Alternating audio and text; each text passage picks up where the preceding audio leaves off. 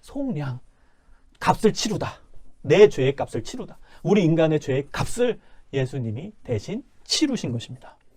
그래서 우리는 하나님께 갈 수 있게 된 것입니다. 예수님이 죄의 값을 다 치러주셨기 때문에, 그래서 예수님으로 말미암아 우리는 의인이 된 겁니다. 내가 의인이 된 게 아니라 예수님으로 말미암아 나를 의롭다라고 칭해 주셨어요. 그래서 우리는 하나님께 갈 수 있게 된 것입니다. 로마서 3장 23절, 24절의 말씀입니다. 로마서 3장 23절, 24절의 말씀입니다. 다 찾으셨으면 한 목소리로 함께 읽겠습니다. 모든 사람이 죄를 범하였음에 하나님의 영광에 이르지 못하더니 그리스도 예수 안에 있는 속량으로 말미암아 하나님의 은혜로 값없이 의롭다 하심을 얻은 자 되었느니라. 아멘. 오늘 말씀의 제목은 예수 나의 전부입니다. 저는 예수님을 고등학교 2학년 때 인격적으로 만났습니다. 예수님을 만나기 전에 제 인생의 좌우명은 나는 내 인생의 주인이고 내 삶의 주관자다. 이것이 제 좌우명이었습니다. 저는 굉장히 교만했고요. 좋게 얘기하면 아주 자존감이 높았던 사람입니다. 저는 제 능력과 실력으로 뭐든지 할 수 있는 사람이라고 여기며 살았던 아주 교만한 사람이었습니다. 예수님을 뜨겁게 만나고 나서 제일 먼저 제가 신경 쓰였던 것이 바로 제가 그동안 견제하고 왔던 제 인생의 좌우명이었습니다. 그래서 저는 예수님 만난 이후에 제 좌우명을 바꿨습니다. 나는 내 인생의 주인이고 내 삶의 주관자다. 맨 앞에 주어인 나를 X표 치고 예수님으로 바꿨습니다. 예수님은 내 인생의 주인이요 내 삶의 주관자다. 여러분, 우리가 예수님을 만나면 이러한 놀라운 극적인 변화가 생기는 것입니다. 그 변화는 그냥 잠깐 감동받아서 변화되는 것이 아니라 우리의 인격 자체가, 우리의 전 존재 자체가 변화되는 것입니다. 저는 제 인생의 주인을 저로 여겼고 제 삶을 결정하는 주체가 바로 저라고 여기며 살았지만 예수님을 만나니까 예수님이 내 인생의 주인이신 것입니다. 예수님이 내 삶을 이끄는 주관자이신 것입니다. 이것을 철저히 깨닫고 제가 예수님께 제 모든 것을 내어드리게 된 것입니다. 예수님이 내 안에 오시니까 참 행복했습니다. 예수님이 내 마음에 임하시니까 참 평안했습니다. 예수님과 함께 살아가게 되었고 예수님이 저에게 꿈을 주셨고 그 꿈대로 나아가서 결국 이 자리에 서게 돼 있는 것입니다. 여러분, 예수님을 믿으면 우리의 인격이 변화됩니다. 예수님을 믿으면 우리의 존재가 변화됩니다. 예수님을 믿으면 우리의 가치관이 변화됩니다. 예수님을 믿으면 우리의 꿈이 변화됩니다. 예수님을 만나서 실제적으로 여러분의 삶이 변화되는 놀라운 역사가 일어나시기를 주님의 이름으로 소망합니다. 오늘 본문은 로마서입니다. 로마서는 바울이 썼죠. 신약 성경의 반 이상을 차지하는 것이 바로 바울이 쓴 바울서신입니다. 바울서신의 특징은 바울이 교회에 공적인 편지를 쓴 것입니다. 그것은 아무 이유 없이 쓴 것이 아니라 크건 작건 간에 이제 문제가 발생했기 때문에 그 문제의 해답서로 바울이 편지를 쓴 것입니다. 바울이 로마서를 로마 교회에 보낸 것은 로마 교회가 문제를 가지고 있었기 때문입니다. 그 문제는 뭐였냐 하면 로마 교회 안에 유대인도 있었고 이제 헬라인도 있었고 이제 로마 사람도 일부 있었던 것입니다. 이 논쟁이 시작이 된 것이죠. 어떤 논쟁이냐? 유대인이 선민 백성, 하나님이 택하신 선민 백성이기 때문에 유대인이 우월하다는 거예요. 유대인 쪽에서의 이제 이야기인 거죠. 그래서 우리만 구원받았다라는 그런 개념들이 교회 안에서까지 있었다라는 거예요. 기독교회 안에서도. 유대교에서는 그 사상을 견지하고 있었지만 예수 그리스도를 믿는 기독교회에서도 그런 신학 사상이 있었다라는 것 자체가 지금 교리와 신학화가 제대로 되어 있지 않다라는 뜻이겠죠. 유대교에서는 유대인 선민 사상이 있습니다. 근데 예수 그리스도를 믿는 사람들 안에서는 예수 그리스도 안에서는 남자나 여자나 종이나 자유자나 헬라인이나 유대인이나 다 하나니라. 이게 기독교의 복음이거든요. 근데 그 복음을 정확하게 아직까지도 내면화하지 못했던 유대인들이 많이 있었다는 거예요. 그래서 싸우는 겁니다. 유대인들은 이제 우리가 우월하다. 그리고 이제 헬라인이나 이제 로마 사람, 이방인인 거죠. 유대인의 입장에서 봤을 때는. 그 사람들은 우월의식이 어딨냐. 그러면서 이제 서로 싸우면서 논쟁이 되었다는 것이죠. 거기에 대해서 오늘 바울이 선포합니다. 3장 23절입니다. 모든 사람이 죄를 범하였음에 하나님의 영광이 이르지 못하더니. 헬라인만 죄인도 아니고 이방인만 죄인도 아니고 유대인도 죄인이고 세상 모든 사람이 다 죄인이라는 답입니다. 근데 죄인들끼리 무슨 우월성을 따지냐는 거예요. 하나님 측면에서 봤을 때는 다 도토리 키재기라는 거죠. 제가 일전에 비유를 들었죠. 비행기를 타고 하늘에 올라가면 땅을 보면 어때요? 작게 보이죠. 그 땅에 사람들이 서서 걸어가고 있죠. 비행기 타고 올라가면 보입니다. 작게 개미같이 보입니다. 여러분, 그 땅에 걸어가고 있는 사람 중에 1m 80도 있고 2m 2도 있고 1m 60도 있고 1m 50도 있어요. 그게 하늘에 올라가면 의미가 있나요? 의미가 없죠. 다 고만고만한 작은 개미같이 보이죠. 우리가 땅의 시선으로 내려올 때나 180이냐 2m 20이냐 이게 중요하지, 키가 중요하지. 하늘에 올라가 보세요. 아래를 보세요. 아무 의미가 없습니다. 하나님의 측면에서 위에서 보면은 땅에서 우리끼리 뭐 누가 높냐, 누가 작냐, 누가 크냐 이 논쟁은 아무 의미 없다는 것입니다. 하나님 측면에서 보면 우리는 다 죄인입니다.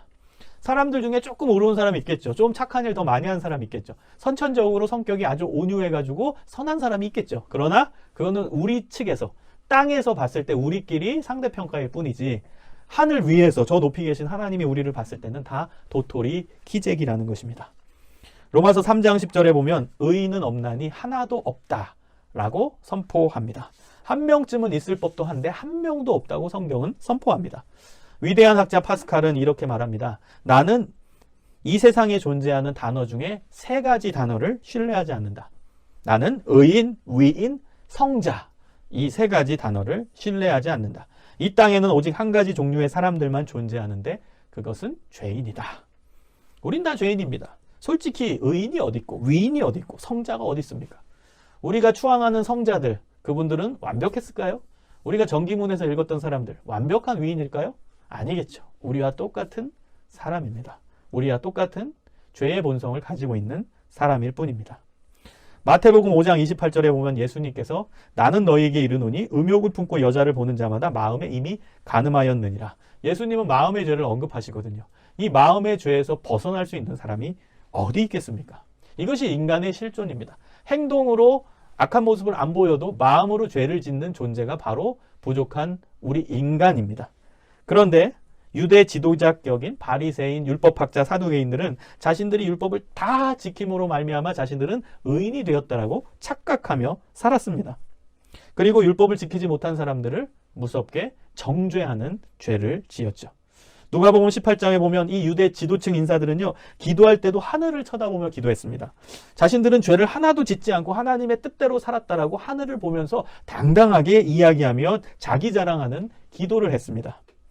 이들의 마음속에는 더 나쁜 꿍꿍이가 있었고 더 무서운 죄를 갖고 있었음에도 불구하고 겉으로만 아닌 척, 겉으로만 의인인 척, 겉으로만 착한 척하며 살았다는 것입니다. 여러분, 이게 율법주의입니다. 율법주의의 문제는 뭐예요? 속, 내면. 내면이 바로 되어야 하는데 그 내면은 신경 쓰지 않고 겉으로 그런 척만 하는 거. 이게 가장 큰 율법주의의 문제인 것입니다. 여러분, 척하는 신앙, 무서운 신앙입니다. 그런 척, 착한 척, 괜찮은 척, 성결한 척, 거룩한 척, 기도 많이 하는 척, 성경 많이 보는 척. 여러분, 척하는 신앙에서 벗어나시기를 소망합니다. 그래서 로마서 2장 1절에 보면 유대인의 잘못에 대해서 바울이 이렇게 언급합니다. 남을 판단하는 사람아, 누구를 막론하고 내가 핑계하지 못할 것은 남을 판단하는 것으로 내가 너를 정죄함이니 판단하는 내가 같은 일을 행함이니라. 겉으로는 율법 잘 지키는 척, 선한 척하고 그렇게 살아가는데 속으로는 누구보다도 더 무서운 죄, 더 나쁜 죄를 품고 산다는 것입니다. 그래서 그들을 향해서 예수님은 이렇게 비판하시죠. 독사의 자식들아, 회칠한 무덤아. 독사의 자식. 여러분, 독사는 겉은 굉장히 화려하죠. 그러나 속에는 엄청나게 무서운 독을 품고 있는 것이죠.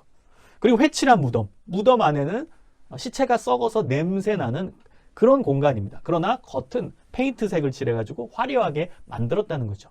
그 두 가지 비유로 예수님께서는 유대 지도층 인사들을 강하게 비판하셨다는 사실입니다. 여러분, 요한복음 8장을 보면 이제 간음한 여인이 나오죠. 유대인들이 어떻게 하죠? 율법을 잘 지켰던 유대인들이 그 여자를 끌고 와서 돌로 쳐서 죽이려고 합니다. 이 여인의 이야기는 들으려 하지 않고 율법을 지키지 않았다, 이거 하나만으로 혈안이 돼서 돌을 던져 죽이려 하죠. 그런데요, 그 유대인들, 돌을 들어서 그 여인에게 던지려 하는 그 유대인 속 안에는 더 무서운 간음죄가 꿈틀대고 있었다는 거예요. 그래서 예수님이 명언을 남기시죠. 죄 없는 자가 먼저 돌로 치라. 예수님이 그들의 심리를 간파하신 거예요. 그들 내면 안에는 이 여자는 행동으로 간음죄를 쥐어서 현장에서 발각돼서 잡혀온 거잖아요. 근데 유대인들은 겉으로는 간음죄를 안 지었을 수 있어요. 그러나 속으로는 더 무서운, 더 나쁜 간음죄를 짓고 있었다는 거죠. 그래서 예수님은 죄 없는 자가 먼저 돌로 치라. 거기에 양심이 너무 찔리니까 들고 있던 돌을 던지지 못하고 하나하나 두고 돌아가게 되었던 것입니다. 사랑하는 여러분, 우리의 삶도 때때로 잘못된 유대인이 될 수 있어요. 우리도 실수하잖아요. 우리도 죄 짓잖아요. 우리 자신을 봐야 합니다. 다른 사람 비판하지 말고 정죄하지 말고 나를 봐야 됩니다. 나의 내면을 들여다 봐야 합니다. 예수님의 말씀처럼 형제의 눈 속에 있는 먼지와 같은 티끌을 보는 게 아니라 내 눈 속에 있는 널판지와 같은 큰 들보를 봐야 한다라는 거예요. 다른 사람의 먼지는 잘 보이지만 내 눈에는 이 예수님 말씀이에요. 널판지 같은 게 있다. 이 들보입니다. 널판지 같이 큰 게 그냥 누구든지 다 보일 수 있는 그 큰 게 들어가 있는데 나는 그걸 볼 수가 없어요. 보질 못해요. 다른 사람 먼지만 보지. 티끌과 같은 먼지만, 작은 것만 다 나는 일일이 다 보고 있죠. 내 거 큰 거는 보지 못하면서. 그게 부족한 우리의 본성입니다. 그게 이기적인 우리의 본성입니다. 우린 그 이기적인 본성에서 벗어나야 됩니다. 내 눈 안에 있는 널판지와 같은 큰 죄를, 부족한 죄를 볼 수 있어야 됩니다. 여러분, 자신은 의인이라고 절대 인정하지 마십시오. 우리는 괜찮다라고, 나는 의로워질 수 있다, 나는 선하게, 착하게 살 수 있다, 인정하지 마십시오. 여러분 자신을 믿지 마십시오. 창세기 3장 5절에서 사탄이 하와를 선악과 가지고 유혹을 하죠. 뭐라고 얘기하죠? 너희가 그것을 먹는 날에는 너희 눈이 밝아져 하나님과 같이 되어 선악을 알 줄 하나님이 아심이니라. 여러분, 이 선악과에 담겨 있는 이제 여러 가지 이제 신학적 의미가 있는데요. 오늘은 그 선악에 집중했으면 좋겠습니다. 여러분, 이 사람은 선이다, 이 사람은 악이다. 돌려 얘기하면 뭐죠? 선은 의인인 거예요. 죄가 없는 거. 악은 죄가 있는 거. 그러면 선악과라는 건 뭐예요? 선악과를 먹으면 이제 선악을 구별할 수 있는 권한이 주어지는 거거든요. 그 능력이 주어지는 거거든요. 그럼 그 능력은 뭐라고요? 너는 죄인, 너는 의인을 판별할 수 있게 되는 거예요. 그래서 하나님은 그 권한을 인간에게 주시지 않았어요. 왜? 하나님만이 그 권한을 갖고 있는 겁니다. 왜? 하나님은 죄가 없으신 분이니까. 죄가 없는 분이 너는 죄인이고 너는 의인이고를 판별할 수 있는 것이지, 죄가 있는 존재가 너는 죄인이고 너는 죄인 아닌 의인이야 판별할 수 있겠어요? 절대 그렇게 할 수 없어요. 선악을 판별하려면, 죄인이네 의인이네를 판별하려면 그 판별하는 존재가 죄가 없어야 되는 거예요. 그래서 하나님만이 그 권한을 갖고 계신 거예요. 하나님은 죄가 없으시니까. 그런데 그 하나님의 영역에 인간이 도전한 거죠. 사탄이 유혹하는 거예요. 먹어. 선악과를 먹어. 선악과를 먹으면 너희 눈이 밝아져서 하나님과 같이 돼. 그래서 선악을 구분할 수 있게 돼. 누구는 의인이고 누구는 죄인이고 너가 판단할 수 있게 돼. 그 전제는 뭐라고요? 너가 죄인이 아니야. 맞죠? 선악을 판별할 수 있는 존재는 죄가 없어야 돼요. 그래야 선악을 판별하고 이게 죄네, 이게 죄가 아니네 판별할 수 있는 거죠. 그건 하나님만이 갖고 있는 권한이었는데 인간이 그걸 먹었어요. 사탄이 유혹해서. 그것은 무슨 뜻이에요? 그 선악과를 먹은 존재가 나는 이제 죄인이 아니네. 그래서 선악과에 담겨있는 그 유혹에 담겨있는 아주 깊숙한 메시지는 뭐예요? 너 죄인 아니야. 사탄이 유혹하는 거예요. 너 그거 먹어. 너 하나님과 같이 돼. 즉 너는 죄가 없게 돼. 죄가 없게 돼서 너는 선악을 판별할 수 있어. 너는 죄가 없게 돼서 죄인이네 의인인을 구별할 수 있게 돼. 너 죄인 아니야. 너 하나님과 같이 될 거야. 이것이 사탄이 하와를 유혹한 깊은 내용입니다. 여러분, 이게 인간의 가장 첫 번째 죄이자 무서운 죄였던 것입니다. 나는 의인이네. 나는 죄인이 아니네. 나는 선악을 판별할 수 있는 죄가 없는 존재네. 나는 하나님과 같은 존재네. 이게 인간이 범죄한 최초의 범죄 사건인 동시에 가장 무서운 범죄의 내용입니다. 여러분, 우리는 죄를 지을 수밖에 없는 약한 존재이고 악한 존재입니다. 그 실존적 차원에서의 고백을 여러분이 진짜 할 수 있어야, 그래야 엄청나게 놀라운 하나님의 은혜를 예수 그리스도를 통해서 경험할 수 있는 것입니다. 오늘 설교의 핵심입니다. 자신의 연약함을 인정하는 것이 은혜의 시작점입니다. 나는 연약한 존재입니다, 하나님. 나는 죄인입니다. 나는 부족합니다. 나는 죄를 지을 수밖에 없는 부족한 존재입니다를 고백하는 그 지점이 하나님의 은혜를 받는 시작점이 되는 것입니다. 자신의 연약함을 인정할 때, 나는 부족한 죄인임을 인정할 때 그 사람에게 예수 그리스도의 십자가가 의미 있게 되는 것입니다. 왜냐하면 예수 그리스도의 십자가는 죄를 씻는, 죄를 씻는 십자가이기 때문입니다. 예수 그리스도의 십자가는 죄인을 구원시키는 십자가이기 때문입니다. 죄인들의 죄를 용서하는 십자가이기 때문입니다. 그럼 전제가 뭐예요? 죄가 있어야죠. 여러분들 인간이 나는 죄인 아니네, 나는 의인이네, 나는 괜찮네, 나는 의로울 수 있네, 율법으로 나는 다 지켜가지고 깨끗하네. 그러면 예수님의 십자가가 전혀 의미가 없게 되죠. 예수님의 십자가의 전제는 죄인데, 죄를 씻기는 십자가인데, 죄를 용서하는 십자가인데, 죄를 해결하는 십자가인데, 그럼 전제가 죄인 거예요. 그래서 여러분이 나는 연약하네, 나는 죄인이네, 이걸 인정해야만 예수 그리스도의 십자가가 실제적으로 그 사람에게 다가오고 임하는 것입니다. 로마서 5장 20절에 죄가 더한 곳에 은혜가 더욱 넘쳤나니 라고 사도 바울이 고백한 이유가 여기에 있습니다. 예수님의 십자가의 전제, 그것은 바로 죄입니다. 죄. 여러분이 죄인임을 인정해야 됩니다. 여러분이 부족한 죄인임을 철저하게 전인격적으로 고백할 수 있어야 합니다. 여러분, 본문 24절을 다 함께 읽어보겠습니다. 시작. 그리스도 예수 안에 있는 속량으로 말미암아 하나님의 은혜로 값없이 의롭다 하심을 얻은 자 되었느니라. 모든 사람이 죄를 범해 죄 가운데 빠져서 그 죄를 해결할 방법을 못 찾고 발을 동동 구르고 있을 그때에 하나님께서 예수님을 보내셔서 인간의 죄를 속량해 주셨다는 복음의 메시지입니다. 로마서 6장 23절에 보면 죄의 값은 사망이다라고 나오죠.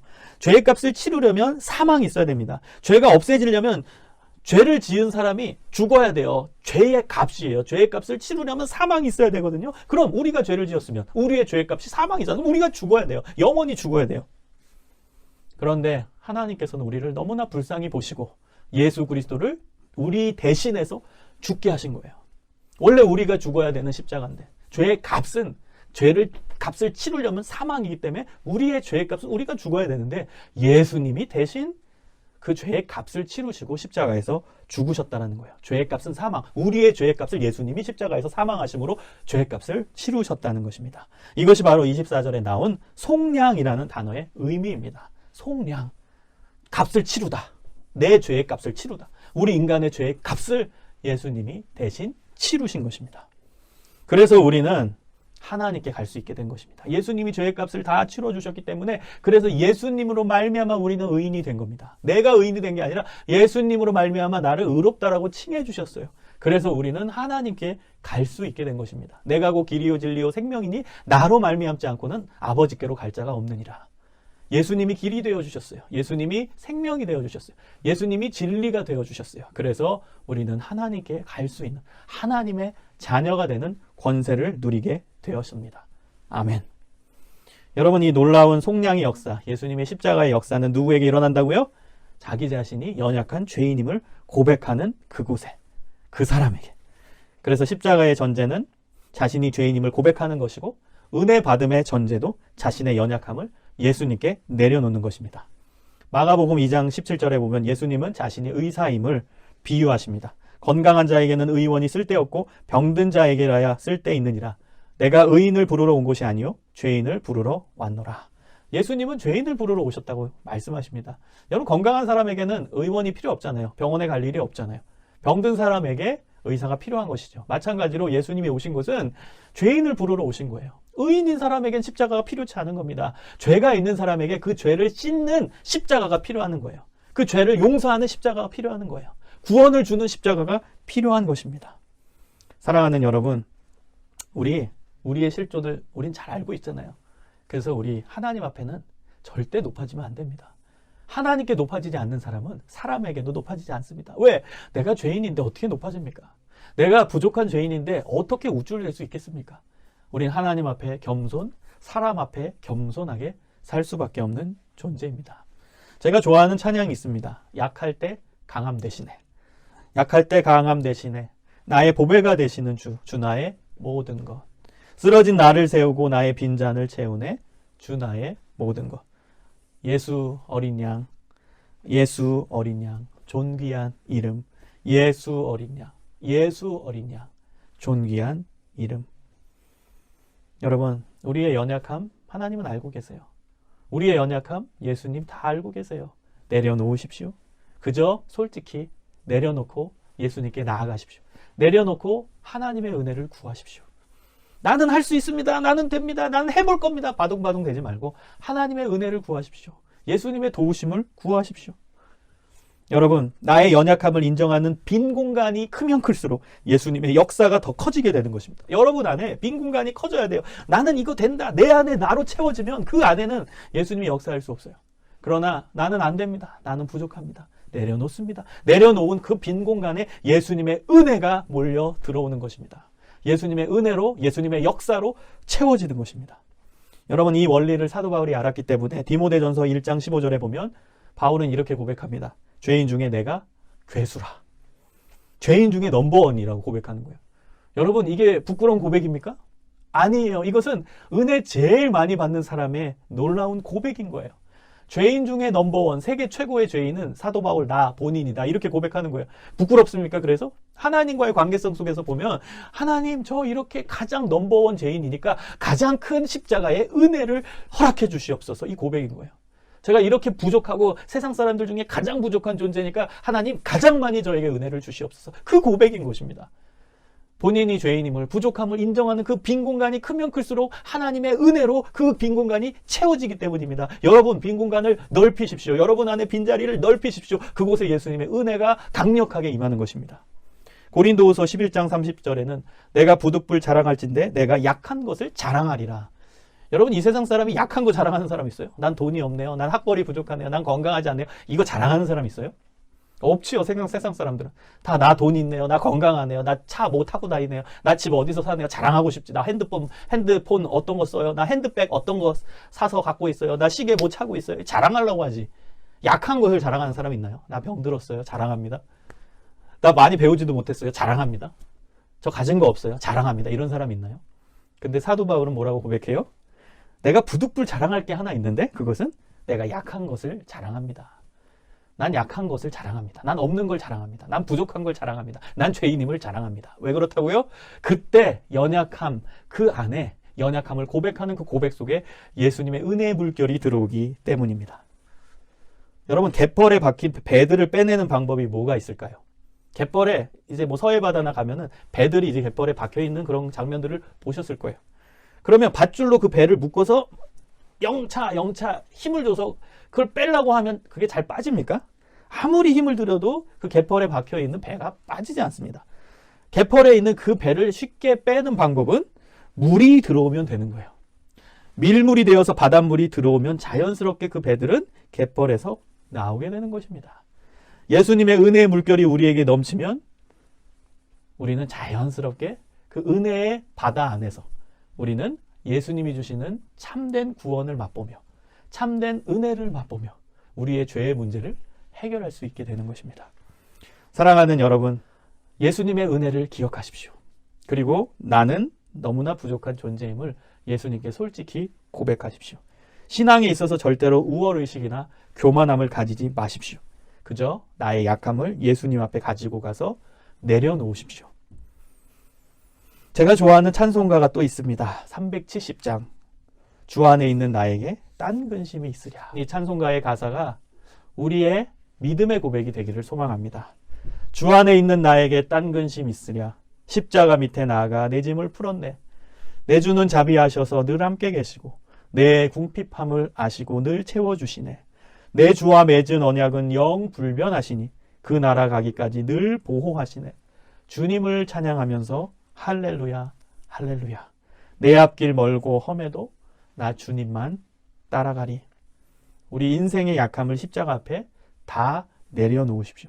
내 인생의 힘들고 무거운 짐을 예수님께 다 풀어버리십시오. 내 인생의 모든 죄를 예수님께 다 내어 맡기십시오. 예수님이 우리의 힘이고 우리의 능력이고 우리의 꿈이고 우리의 생명이고 우리의 소망이고 우리의 전부이십니다. 매일매일 예수님과 동행하며 행복을 맛보며 살아가시기를 주님의 이름으로 간절히 축복합니다. 우리 다 함께 기도하겠습니다. 제가 샘플로 10가지를 써봤습니다. 다 같이 기도하겠습니다.